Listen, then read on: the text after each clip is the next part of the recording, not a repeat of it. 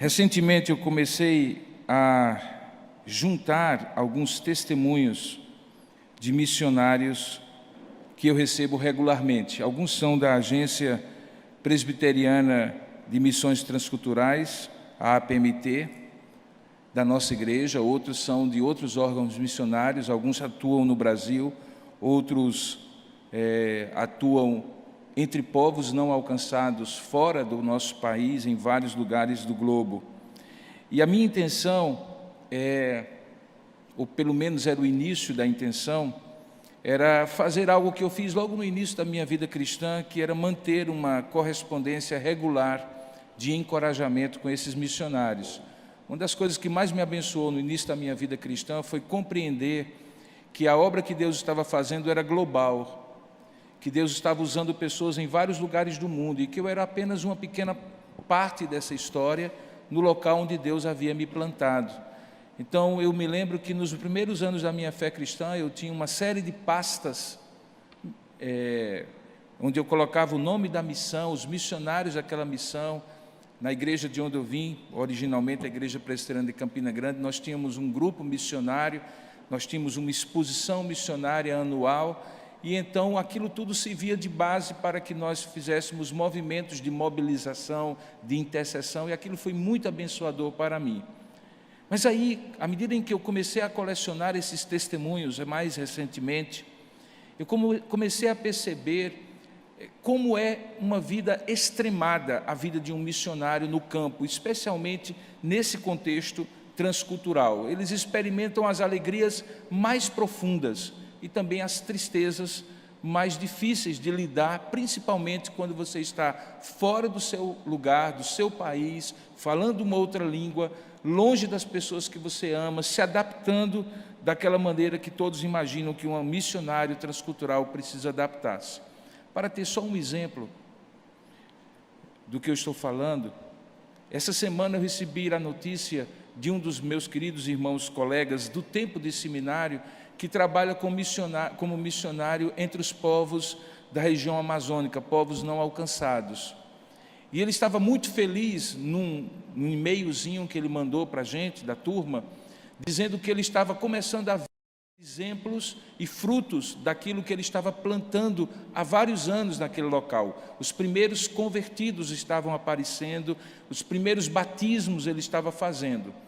E nós estávamos todos lá alegres, louvando a Deus, quando de repente, numa dessas manhãs aí, dessa semana, quando eu acordo e acesso o meu celular e vejo o WhatsApp, ele estava pedindo a Deus, pedindo a nós, oração a Deus, intercessão, porque um dos filhos de um dos casais missionários, ele trabalha com vários missionários na região, havia cometido suicídio.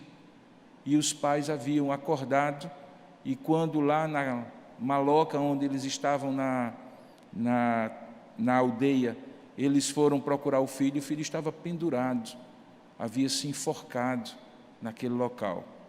Eu fiquei imaginando, irmãos, o que passa pela cabeça de um missionário que está dedicando a sua vida, que arrasta consigo sua esposa e seus filhos para o campo missionário, e aí um adolescente que aparentemente não mostrava nenhum sinal de qualquer problema de ordem mental ou psicológico, sabe-se lá por quê, sem deixar nenhuma notícia, sem deixar nenhuma explicação, tira a própria vida.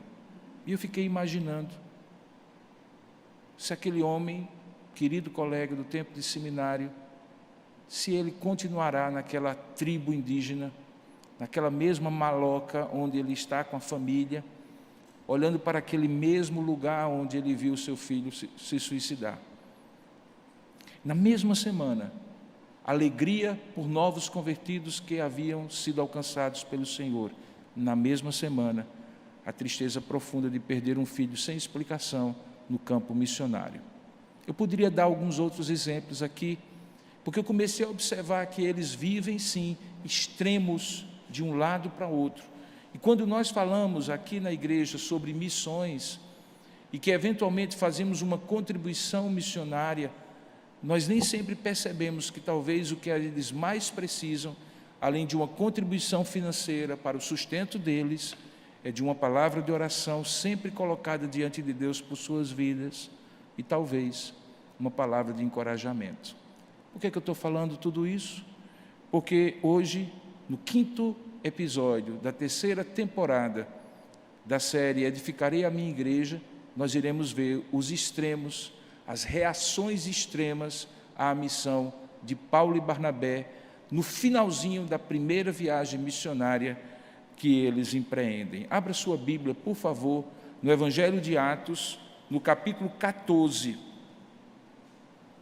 E nós vamos ler a partir do verso 1 até o verso 20. Atos capítulo 14, do verso 1 até o verso 20. Diz assim a palavra de Deus: em Icônio, uma cidade, Paulo e Barnabé entraram juntos na sinagoga judaica e falaram de tal modo que veio a crer uma grande multidão, tanto de judeus como de gregos.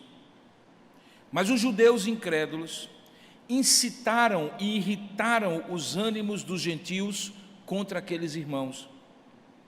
Entretanto, demoraram-se ali muito tempo, falando ousadamente no Senhor, o qual confirmava a palavra da sua graça, concedendo que por mão deles se fizessem sinais e prodígios.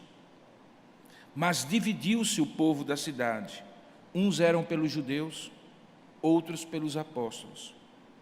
E como surgisse um tumulto dos gentios e judeus associados com as suas autoridades para os ultrajar e apedrejar, sabendo Paulo e Barnabé, fugiram para Listra e Derbe, cidades da Licaônia e circunvizinhança, onde também anunciavam o Evangelho.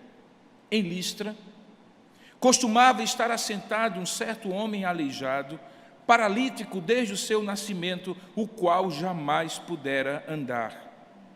Esse homem ouviu falar Paulo, que fixando nele os olhos e vendo que possuía fé para ser curado, disse-lhe em alta voz: apruma-te direito sobre os pés. E ele saltou e andava. Quando as multidões viram o que Paulo fizera, gritaram em língua lacaônica, dizendo: os deuses em forma de homens baixaram até nós. A Barnabé lhe chamavam Júpiter e a Paulo Mercúrio, porque era este o principal portador da palavra. O sacerdote de Júpiter, que estava ali, cujo templo estava em frente da cidade, trazendo para junto das portas da cidade touros e grinaldas, queria sacrificar juntamente com as multidões. Porém, ouvindo isto, os apóstolos Barnabé e Paulo, rasgando as suas vestes, saltaram para o meio da multidão, clamando: senhores, por que fazeis isto? Nós também somos humanos, nós também somos homens como vós, sujeitos aos mesmos sentimentos, e vos anunciamos o Evangelho, para que destas coisas vãs aí vos convertais ao Deus vivo, que fez o céu e a terra, o mar e tudo o que há neles, o qual, nas gerações passadas, permitiu que todos os povos andassem por seus próprios caminhos.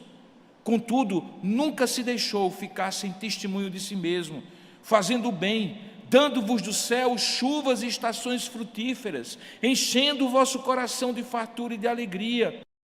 E então, dizendo tudo isto, foi ainda com muita dificuldade que impediram as multidões de lhes oferecerem sacrifícios.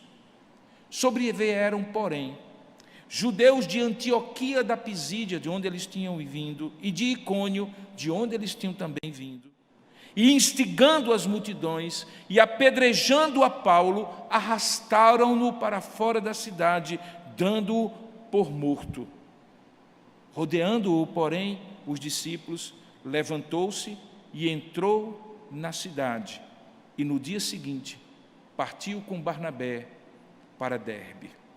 Que Deus abençoe a sua palavra e nos ensine, por intermédio dela, a mensagem que o Senhor tem para nós nessa noite. Curva a sua cabeça, vamos pedir isso juntos ao nosso Deus, ao nosso Senhor.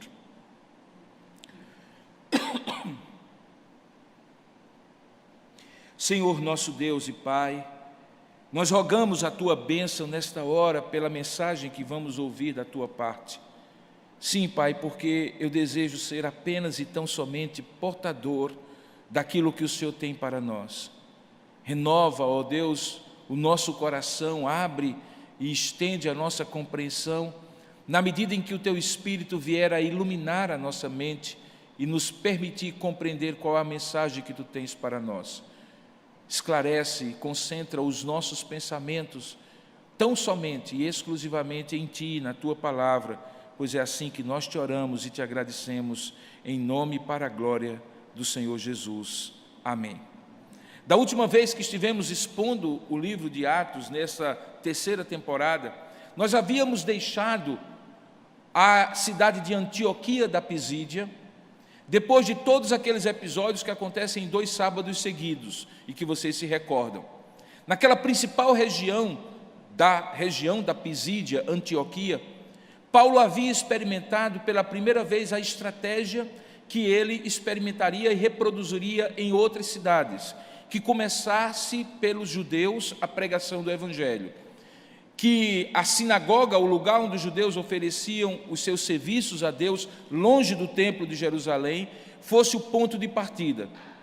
Você recorda que ali em Antioquia, o que acontece basicamente é que de um sábado para outro, o Evangelho, que era uma palavra de exortação oferecida a Paulo no meio do serviço da sinagoga e que tinha se tornado uma palavra de salvação, sai da sinagoga e chega a toda a cidade. No sábado seguinte, toda a cidade está ali para ouvir o Evangelho. Paulo prega e da cidade aquilo se espalha por toda a região. Talvez eu e você pensássemos assim: ótimo, fizemos a nossa obra, está indo muito bem tudo que está acontecendo aqui, e não há motivo para mudar, porque o time que está ganhando não se mexe. Mas o que acontece é que Paulo entendeu, juntamente com Barnabé, que a mensagem não poderia ficar restrita a uma cidade, Antioquia da Pisídia, mas que Deus havia alcançado, dado para eles a possibilidade de alcançar, não somente Antioquia, mas Icônio, Listra e Derbe, que acabam se tornando as 4 primeiras igrejas a serem plantadas pelo apóstolo na primeira viagem missionária. Todas elas na região da Galácia do Sul, onde hoje está a Turquia, naquela época conhecida como Ásia Menor. É justamente por esta visão, que era um pouco mais abrangente, que não se restringia a plantar uma igreja e ali se acomodar e ficar ali, porque eles entenderam que a obra que Deus tinha para eles era alcançar os gentios até os confins da terra, portanto, praticamente sem limite. É que Paulo, diz o texto em Atos capítulo 14, sai de Antioquia e vai para a seguinte cidade na região onde eles estavam. Possivelmente Paulo estava usando uma das vias romanas que tinham sido construídas para o deslocamento de pessoas e bens naquela região da Galácia do Sul.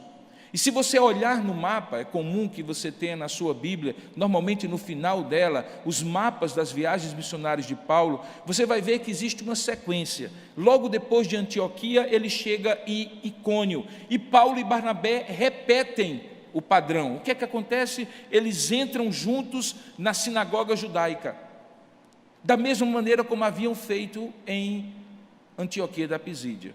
E dessa vez, surpreendentemente, não precisou de 2 sábados. Logo naquele primeiro sábado, eles falaram de tal modo, veja aí no verso 1, que veio a crer uma grande multidão, e mais, não somente de judeus, como também de gregos. Aquela multidão representava sucesso imediato. Aquilo que tinha demorado 2 semanas em Antioquia, acontecia agora em uma única ocasião.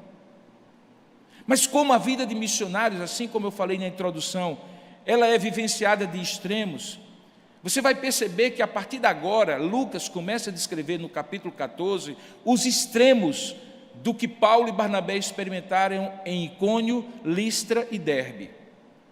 E parte desses extremos tem a ver com as reações que o público para quem eles pregavam tinham em relação ao Evangelho. Aqui mesmo você já tem o primeiro exemplo. Ao mesmo tempo que vem a crer uma grande multidão, tanto de judeus como de gregos, logo no verso seguinte, o verso 2, É dito que, mesmo diante dessa grande resposta, veio a acontecer que judeus incrédulos incitaram e irritaram, mobilizando contra os ânimos dos gentios com aqueles irmãos novos convertidos pela pregação de Paulo. Você vê aí os extremos, uma grande multidão se converte, mas ao mesmo tempo pessoas começam a se opor àqueles novos convertidos, porque pessoas infiltradas, que Lucas chama aqui de judeus incrédulos, incitaram e irritaram os ânimos contra aqueles irmãos. Qual foi a reação dos apóstolos? O verso 3 escreve: eles permaneceram ali muito tempo. Eles entenderam que a reação era normal e esperada, porque todo aquele que quiser viver piedosamente em Cristo Jesus padecerá perseguição. Que a luz, ao confrontar as trevas, deve já de cara saber que haverá reação, porque a ação da salvação sempre haverá a reação das trevas. Isso é um padrão. Eu costumo dizer, se a nossa vida estiver permanentemente em berço esplêndido, em águas plácidas, sem lutas e provações, cabe talvez a gente pensar se a gente realmente está vivendo para a glória de Deus, porque ninguém nada contra a correnteza sem ter algum tipo de reação. Paulo e Barnabé, portanto, continuaram, diz o texto no verso 3, por muito tempo, diz o texto, demoraram-se ali por muito tempo, e eles falavam ousadamente. É interessante esse advérbio de modo. Eles falavam de maneira ousada, ainda mais, eram ainda mais explícitos, ainda mais contundentes na pregação do Evangelho.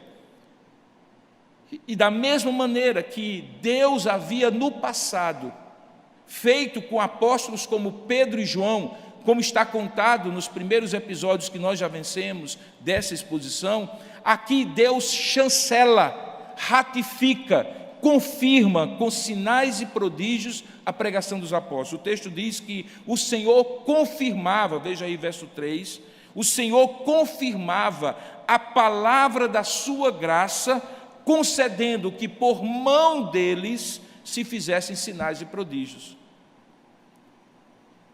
O fato, no entanto, era que a polarização na cidade de Icônio era tão grande que o verso 4 descreve que o povo se dividiu, e uns eram pelos judeus, aqueles que estavam incitando a multidão contra os cristãos, e outros eram pelos apóstolos. E aí acontece uma coisa muito interessante, é que surge um tumulto, agora juntando gentios e judeus, veja aí no verso 5, que se associam com as autoridades daquela cidade para ultrajar e apedrejar a Paulo e Barnabé. Alguns comentaristas dizem que o segredo para compreender, porque algumas vezes Paulo e Barnabé insistem em ficar a ponto de serem apedrejados, e em outras ocasiões, como é o caso aqui, eles preferem sair da cidade, tem a ver com essa expressão, associados com as autoridades. Seja por prudência ou por respeito às autoridades, o fato é que os apóstolos, todas as vezes que a confusão estava no nível do povo, eles continuavam. Mas quando a confusão ia para o nível das autoridades, eles preferiam utilizar-se de outras estratégias. Em alguns momentos eles faziam defesas apologéticas da fé diante dos tribunais das cidades, porque eles entendiam que era uma oportunidade de expor o Evangelho para aquelas autoridades que normalmente não desciam ao nível do povo, e então eles preferiam ir e pregar o Evangelho para essas autoridades nas audiências oficiais. Alguns dizem que era porque também eles sabiam que, estando no Império Romano, a missão onde eles provavelmente iriam exercer durante tanto tempo, brigar com algumas autoridades numa cidade, significava fechar outras cidades, porque essas autoridades se comunicariam e dentro do Império Romano as portas estariam fechadas. Por isso que a reação de Paulo diante disso aqui é que eles, sabendo disso, verso 6, fugiram para as duas cidades seguintes. Então você tem Antioquia, você tem Icônio, e então havia mais duas cidades para serem alcançadas, Listra e Derbe. E então eles saem de Icônio e vão para Listra e Derbe, cidades, segundo a descrição de Lucas, da região da Licaônia e circunvizinhança. O que eles faziam ali? O mesmo que eles fizeram em Antioquia, o mesmo que eles fizeram em Icônio. Verso 7 diz, onde anunciaram o Evangelho. Portanto, não era uma fuga para se preservar, era uma fuga para preservar a possibilidade de continuar pregando o Evangelho. Se não naquela cidade de Icônio mais, porque as autoridades tinham sido mobilizadas, mas agora em Listra e Derbe, que ainda não tinham alcançado o Evangelho. Não era uma covardia, era uma estratégia, muito parecida com aquela que os militares usam, de muitas vezes recuar as tropas para fortalecer e reagrupar, e aí atingir um pouco mais à frente o objetivo estratégico. O que acontece então em Listra?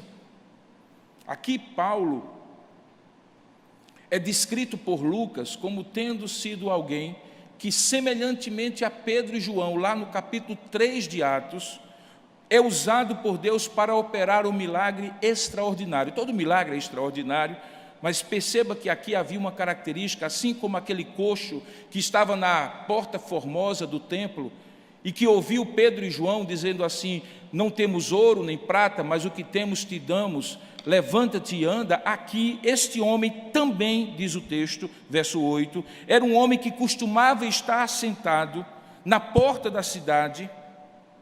Ele era um homem aleijado, paraplégico possivelmente, e mais do que isso, ele nunca tinha andado, ele era paraplégico desde o seu nascimento. O que acontece ali?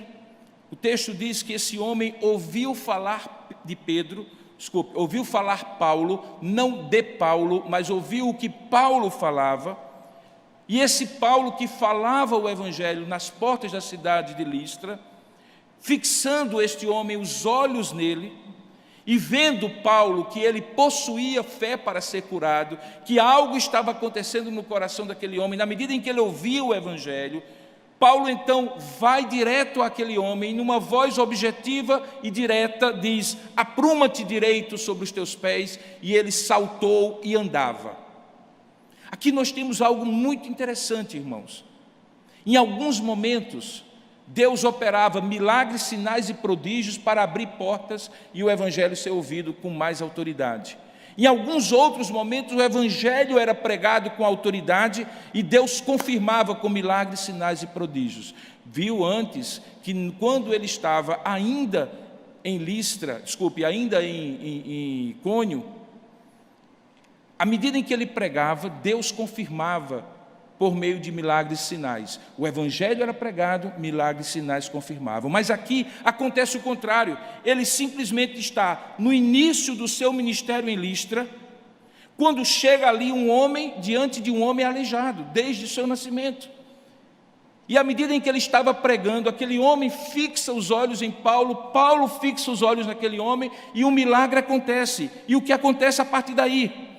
O verso 11 diz que as multidões viram o que Paulo fizera, mas a reação deles foi de uma interpretação completamente equivocada.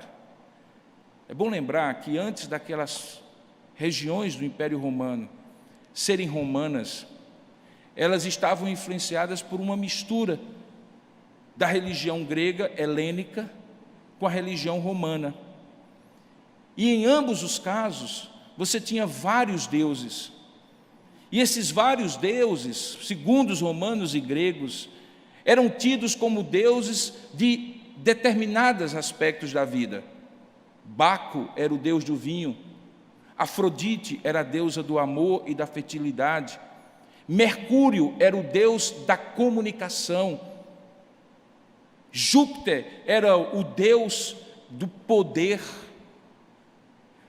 Eles, na hora em que olham Barnabé e Paulo, e aquele milagre que havia acontecido na vida daquele homem aleijado desde a nascença, desde o nascimento, eles imediatamente gritavam, no verso 11 é dito assim, que os deuses em forma de homens baixaram até eles, e eles identificaram, esse Barnabé fala pouco e faz muito, deve ser Júpiter.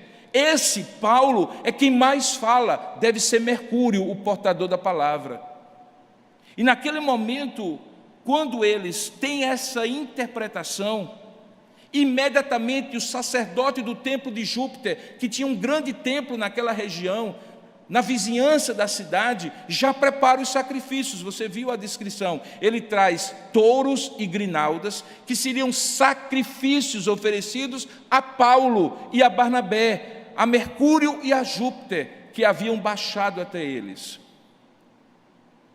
Aqui nós aprendemos que nem sempre a reação positiva, entusiasmada das pessoas ao Evangelho está teologicamente correta. Aqui nós aprendemos que o entusiasmo, a animação daqueles que ouvem o Evangelho não significa necessariamente que eles compreenderam o Evangelho. O Evangelho não é apenas a proclamação do poder de Deus, mas o esclarecimento da vontade de Deus para os homens.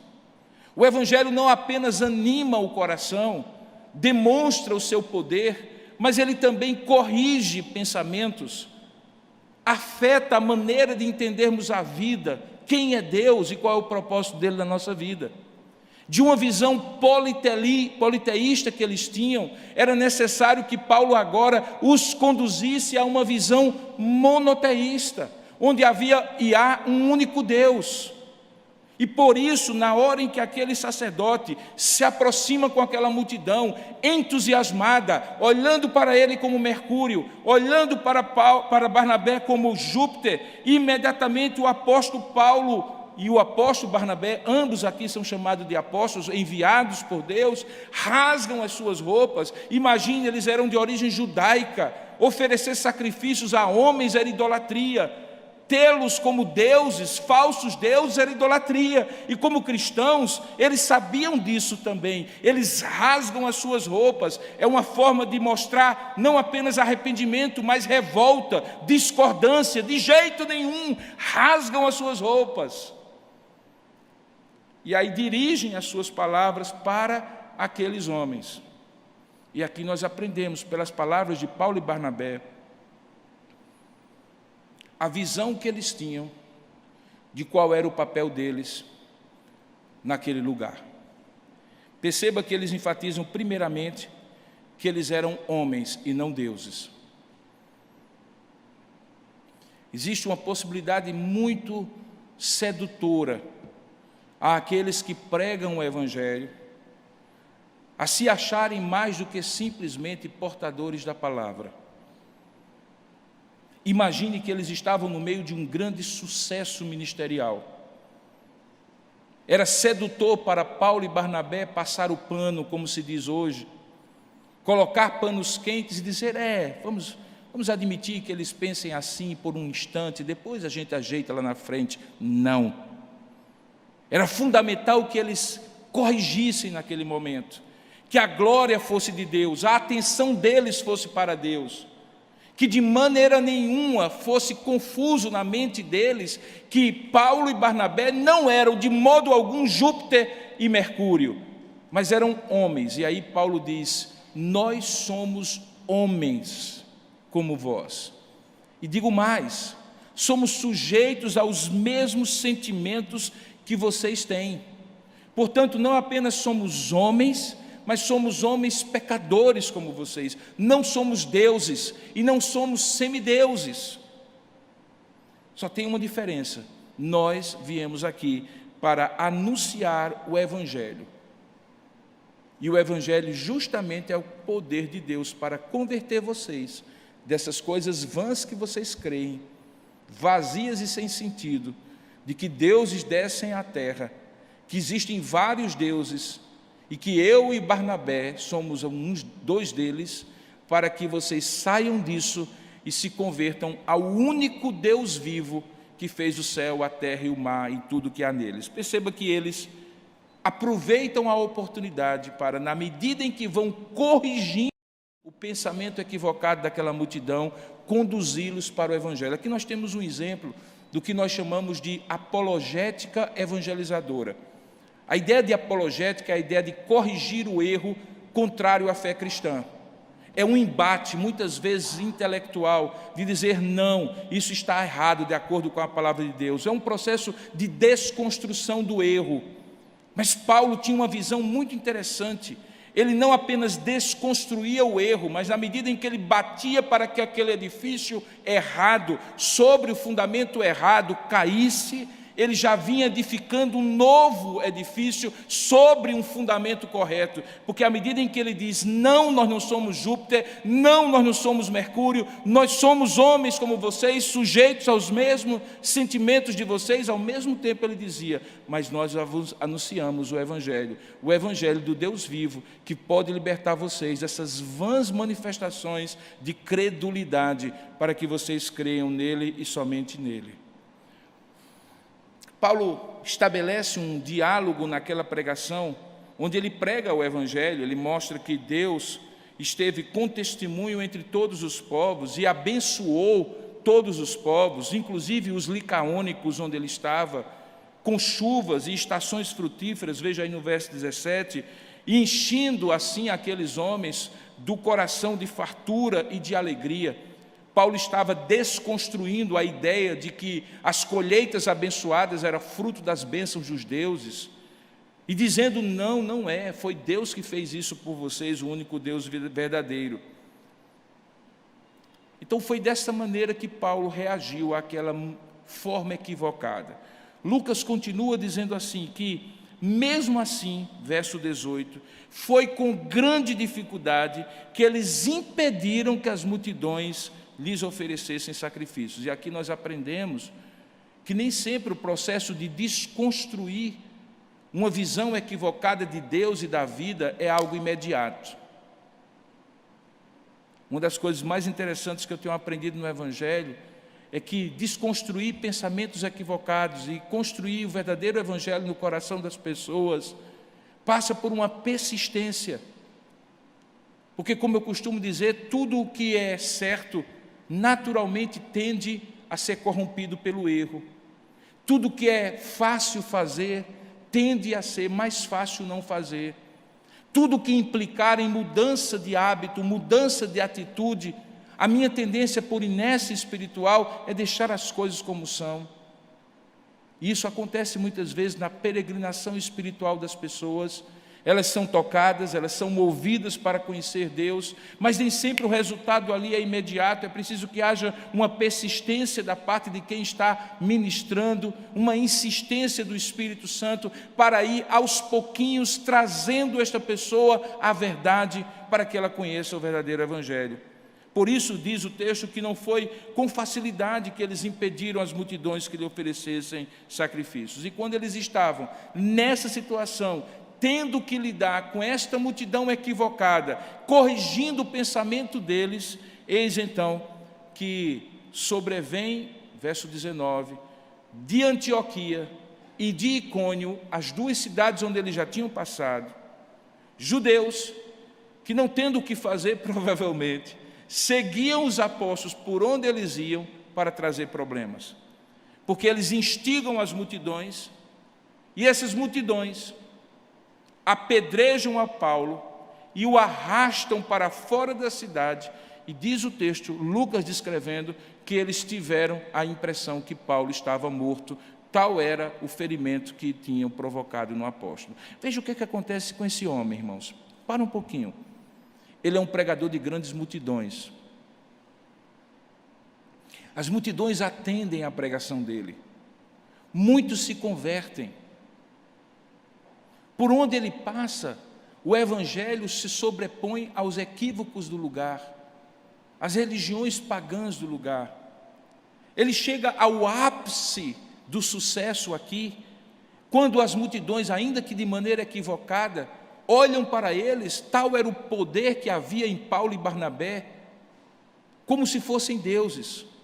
E de uma hora para outra, eles experimentam os extremos da glória, suposta glória de ser pregador, e no extremo oposto, eles experimentam o profundo abismo da reação popular contra eles, a ponto deles serem apedrejados e expulsos da cidade. O texto conclui, nessa seção de capítulo 14 de Atos, dizendo que depois disso acontecer e eles deixarem o corpo de Paulo fora da cidade, dando-o por morto, aqueles irmãos discípulos daquela cidade rodeiam aquele corpo, percebem que Paulo ainda está vivo, levantam Paulo e ele entra na cidade, de onde ele saiu apedrejado e expulso. Versículo 20 encerra da seguinte maneira, e talvez se fosse eu que estivesse escrevendo, diria assim: e aí Paulo tomou um bom banho quente, comeu uma boa comida, dormiu, e no dia seguinte olhou para Barnabé e disse: vamos, que ainda tem muita obra para ser feita. Porque é exatamente isso o sentido do texto. Diz no verso 20 que no dia seguinte ele partiu com Barnabé para a próxima cidade, e a próxima cidade seria Derbe, a quarta e última cidade a ser alcançada pelo Evangelho. Os extremos da vida missionária com a qual eu iniciei essa mensagem não acontecem apenas com os missionários atuais, como eu descrevi o caso daquele colega que viu com alegria os primeiros convertidos serem batizados por ele depois de anos investidos naquela tribo indígena, e ao mesmo tempo teve a tristeza profunda de ver o próprio filho se enforcando numa maloca de índios, onde ele havia dedicado a toda a sua vida, que eu conheço. Acontece também desde sempre na vida dos apóstolos. Experimentar as glórias do ministério e, ao mesmo tempo, as lutas profundas, dificuldades de ser discípulo do Senhor. O que tudo isso pode ser usado por Deus para que eu e você, nesta noite, saiamos daqui encorajados na nossa vida cristã, diante desses exemplos que Paulo e Barnabé passam e que Lucas descreve no livro de Atos. Eu gostaria de apontar pelo menos 3 para você. O primeiro deles, Jesus havia dito aos seus apóstolos que se eles tinham perseguido e matado o próprio Filho do Homem, que eles não esperassem outra coisa, senão o mesmo tipo de reação da humanidade que se rebelava contra Deus. Ele chega a dizer assim: se fizeram isso com o Mestre, quanto mais com os discípulos. Se fizeram isso com o Senhor, quanto mais com os servos. Eis que eu vos envio como ovelhas perante lobos. Jesus nunca escondeu, irmãos, que na vida cristã nós não éramos enviados como sendo passageiros e peregrinos dessa terra, e essa terra seria sempre favorável e sempre agradável para nós. Ele até adverte: no mundo tereis aflições. Portanto, se Paulo experimentou isso pregando o Evangelho, e você e eu poderíamos pensar: ora, esse homem deixou tudo para pregar o Evangelho, cabia talvez Deus dar uma proteção especial para ele, porque afinal de contas, veja, Deus deveria honrar Paulo diante da dedicação dele. Mas entenda que depois, muito tempo depois, Paulo vai interpretar tudo isso como um privilégio. Ele diz: desde já ninguém me moleste, porque eu trago no corpo, escrevendo futuramente, ele diz isso: ninguém me moleste, porque eu trago no corpo as marcas de Cristo. Lá na frente ele vai dizer que na sua própria vida ele completava o sofrimento que Jesus tinha sofrido por ele. Portanto, ele se sentia privilegiado. E por que Paulo se sentia privilegiado e nós deveríamos se sentir privilegiados? Porque quanto mais na luta cristã e pelos motivos de ser cristão nós formos perseguidos, significa que mais identificados com Cristo nós estamos. O que nós esperamos, irmãos? É que, sendo luz numa sociedade que é trevas, as pessoas nos abracem e gostem de nós? É isso que nós esperamos? O que nós esperamos? Se o nosso Evangelho confronta alguns que creem em Júpiter e em Mercúrio, que a reação deles será agradável sempre para nós, o que nós esperamos? Que se formos bem educados, as pessoas não irão entender que o que nós pregamos, quando pregamos fielmente o Evangelho, confronta o estilo de vida deles? Nós queremos ser politicamente corretos para termos uma vida confortável, é isso? Não, queridos. Não queremos comprar briga, mas a briga já foi comprada. A briga já está comprada, e não é nossa, porque a nossa luta não é contra a carne nem contra o sangue. A nossa luta é contra principados e potestades, contra dominadores deste mundo tenebroso.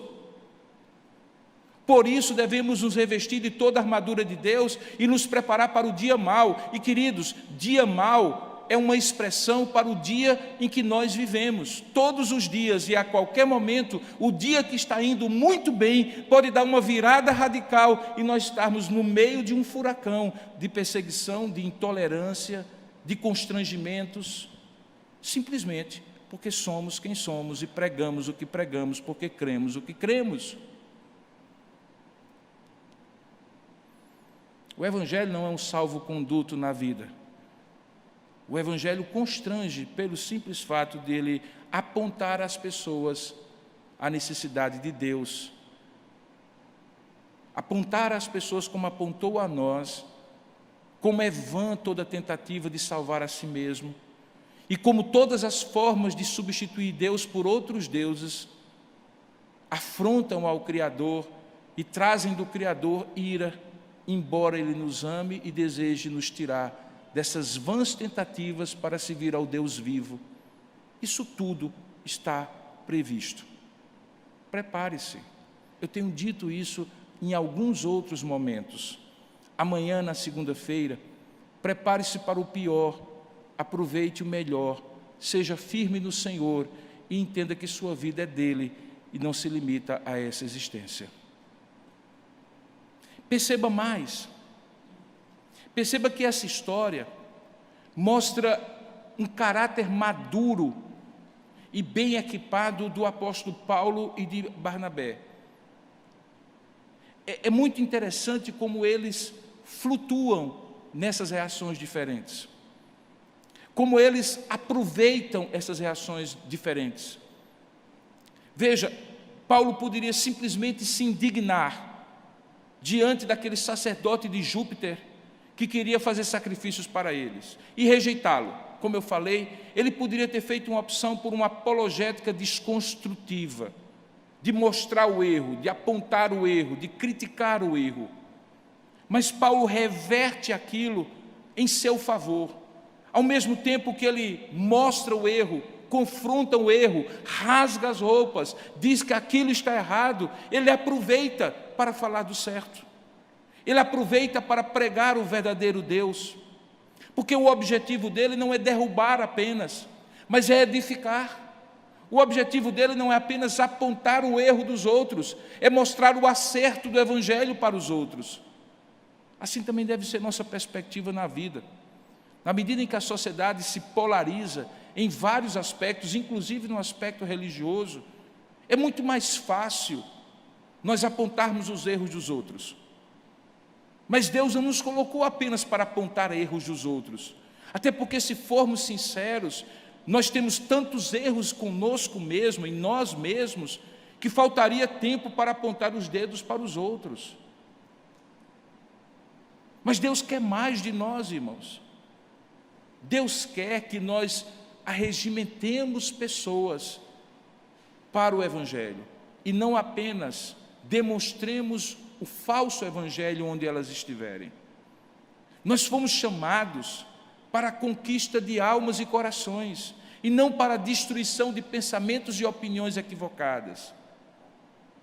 Você vê hoje nas redes sociais embates terríveis entre as pessoas, que se matam, se mordem, se destroem, mostrando que o erro do outro é muito grande.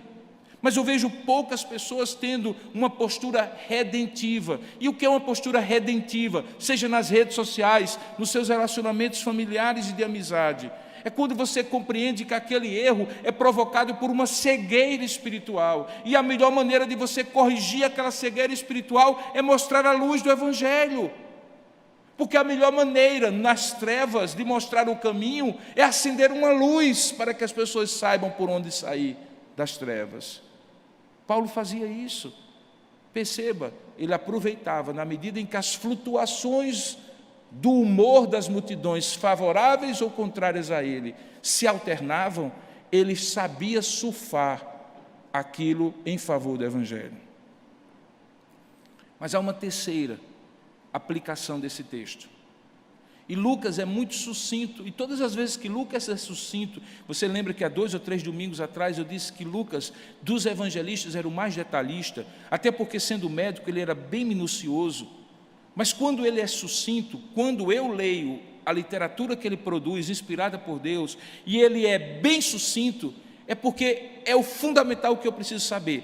Não preciso saber de outra coisa, é aquilo ali, é o foco do que eu preciso colocar minha mente e minha atenção. E veja como ele é sucinto no final. No final, depois de tendo sido dado como morto e abandonado fora da cidade para morrer, para continuar morto, ser comido, quem sabe, pelos animais do campo, e tendo sido visto pelos seus discípulos como vivo, e tendo se levantado com a ajuda deles, entrado na cidade de onde ele tinha sido expulso e onde ele tinha sido apedrejado, no mesmo verso, Lucas resume a nova etapa dizendo: e no dia seguinte partiu com Barnabé para Derbe, ponto.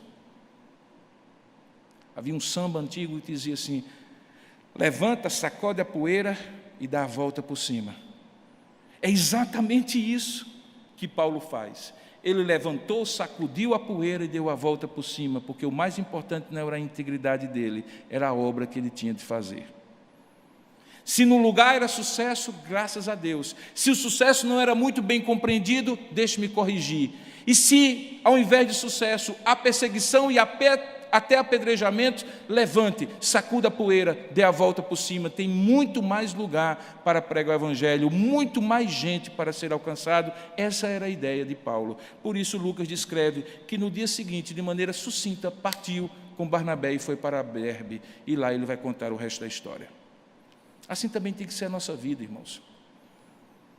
Há uma tendência natural de nós perdermos mais tempo do que é necessário celebrando pequenas vitórias quando já temos que enfrentar outras lutas, ou remoendo pequenas derrotas quando temos a oportunidade de construir grandes vitórias à frente. Há uma tendência natural da gente se mesmar no momento, mas o momento é só um momento. Passou, levanta, sacode a poeira e dá a volta por cima. Tem Derbe à frente de você para continuar a obra. Tem alguém precisando na esquina. Tem uma nova tarefa para ser feita. Não fique remoendo, preso àquela experiência, como sendo aquilo que vai determinar agora a sua vida. Não! A vida nós já aprendemos, ela é uma alternância completa de experiências boas e ruins. Se a gente fica preso nas boas e não enfrenta as próximas lutas, a gente vive uma vida idealista e logo a gente percebe que a vida virou, que a maré virou e que nós não estamos preparados para ela. E se nós ficamos lamentando as derrotas do momento, ao invés de levantar, sacudir a poeira e dar a volta por cima, logo de imediato nós não estaremos preparados para as próximas possibilidades que Deus tem para nós. Temos que nos levantar e sair para Derbe, porque em Derbe havia coisa bonita, como nós vamos ver, e essa obra tinha que ser completa. Que Deus possa abençoar o seu coração com essa palavra, e você possa, mesmo não sendo um apóstolo como Paulo, nem um apóstolo como Barnabé, entender que mesmo não sendo missionários modernos, que têm que enfrentar extremos na vida, acontecem para todos nós. E que a maneira de enfrentar é a maneira como Paulo enfrentou aqui, nessa descrição de Lucas. Que Deus abençoe você nessa semana, onde talvez você vai enfrentar também extremos, que eu espero não sejam tão radicais quanto aquele dos meus amigos missionários, como aqueles de Paulo, mas que serão extremos, porque lhe levarão para pontos diferentes. Que Deus o abençoe e guarde a sua vida nessa semana. É o que eu desejo com essa ministração. Amém. Vamos orar juntos?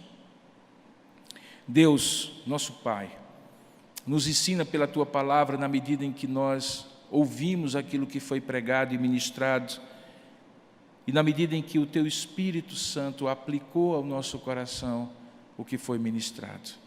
Que o Senhor faça de nós pessoas como Paulo e Barnabé, que mesmo vivendo extremos, não ficam presos nos extremos, mas tocam a vida pela graça do Senhor para cumprir a obra, para cumprir a missão. Abençoa cada um de nós aqui, é o que nós oramos em nome e para a glória de Jesus. Amém, Senhor.